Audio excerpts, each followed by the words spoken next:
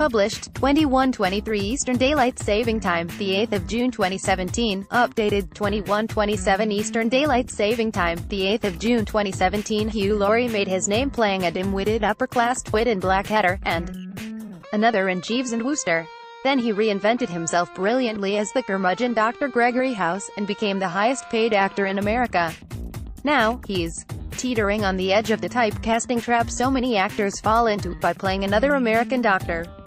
This time he's a neuropsychiatrist. In a show called Chance, a thriller which has already gained him plaudits in America, and will be shown here later this month. In between those two medical roles, however, he shattered the mold in the most dramatic fashion with his spine-tingling menace as the billionaire arms dealer Richard Roper in BBC's The Night Manager. Starring alongside Tom Hiddleston, he won several awards, including a Golden Globe. Hugh Laurie shattered the mold with his spine-tingling menace as the billionaire arms dealer Richard Roper in BBC's The Night Manager. Pictured. But could he have played the hero? I was surprised, actually, Laurie tells me when we meet for coffee in Beverly Hills.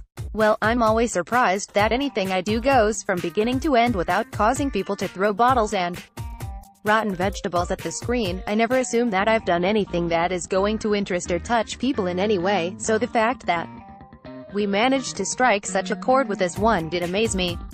But it did seem to do very well, didn't it?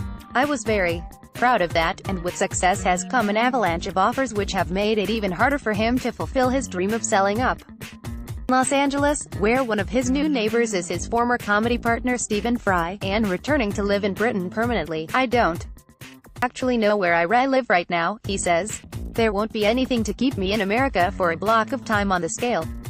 House, which ran for 8 series, because they aren't making TV shows like that anymore. But on the other hand, I do seem to be still working in America a lot. It's just something I have sort of got used to. I have certainly amassed an awful lot of air miles over the years. I could probably bankrupt Virgin if I cashed them in all at once. There was a time when California felt a lot further away from England because you couldn't get things like tea bags or Marmite or decent cheese. But the world has got a lot smaller these days. And you can get all those things there now. You can even get McVitie's digestive biscuits, so life is bearable. Hugh Laurie, right, says he regularly winds up his co-star Tom Hiddleston about the possibility of being the next James Bond. A certain stress has lifted for both him and his wife, theater administrator Joe Green. Now their children, Charles, 28, William, 25, and Rebecca, 24, are all grown up and off his hands. I think that if a parent is lucky enough to keep their child out of hospital and out of prison up until they are in their mid to late 20s, then they've done their job, and I'm very proud to say that my wife and I have gone that far. We do miss them around the house, though. They have their own lives now, so unless we can lay on a good joint of beef for Sunday lunch, we might not see them for a while. They're very, very funny and very good company, and I suppose I'm going to become one of those wistful parents who wishes the children would visit more, but that is the lot of the parent.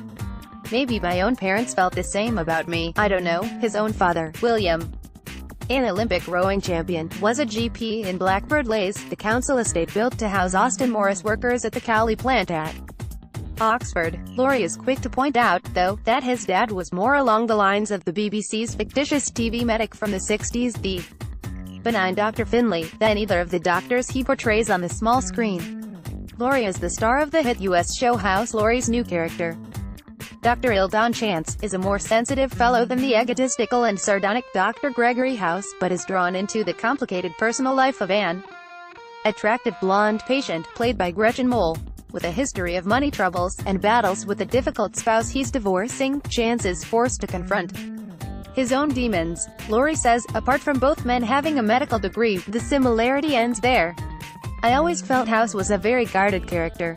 He has a big shield around him of sarcasm and wit, sometimes cruelty. Chance is much more naked and vulnerable. He's protected by his professional skill, but that skill has not shielded him from the injuries and insults of this world. He's not tough, he feels the pain of his patients very keenly. He's a good man, a kind man. Another difference, he says, is that while House dealt with diseases of the body, Chance focuses exclusively on those of the mind. And that's a fascinating place, because if you think about it, the 3 pounds of stuff we have between our ears, that's The last undiscovered continent. We've climbed all the mountains, we've gone down to the bottom of the Pacific Ocean, and in 20 years' time we'll have a Starbucks on Mars. But what is going on inside our brains is something we know almost nothing about, and that, in itself, is a fascinating premise. Given all this, why was The Night Manager so important to Hugh?